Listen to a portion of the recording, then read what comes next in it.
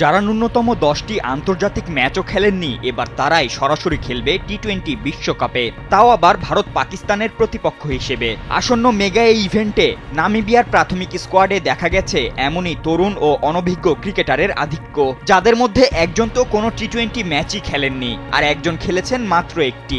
African দেশটির 15 সদস্যের স্কোয়াডে থাকা সবচেয়ে অনভিজ্ঞ ক্রিকেটার হচ্ছেন ম্যাক্স হেইনো। গত অক্টোবরে দক্ষিণ আফ্রিকার বিপক্ষে নামিবিয়ার ঐতিহাসিক জয়ের ম্যাচে অভিষেক হয়েছিল তার। 32 রানে 2 উইকেট নেওয়া হেইনো আন্তর্জাতিক ক্যারিয়ারে এখন পর্যন্ত ওই একটি ম্যাচই খেলেছেন। স্যান্ডেলিনা সো, রূপচর্চায় আভিজাত্য।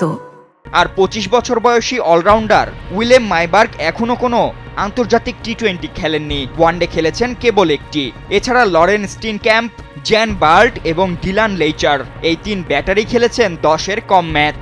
এর বাইরে ট্রাভেলিং রিজার্ভ হিসেবে স্কোয়াডে থাকা 20 বছর বয়সী অলরাউন্ডার আলেকজান্ডার বাসিং ভলশেঙ্কেরও 5টির বেশি টি-20 খেলার অভিজ্ঞতা নেই। এমন আনকোরা দল নিয়ে কি শেষমেশ কোনো ভালো ফল অর্জন করতে পারবে নামিবিয়া, সেটা তো সময়ই বলবে।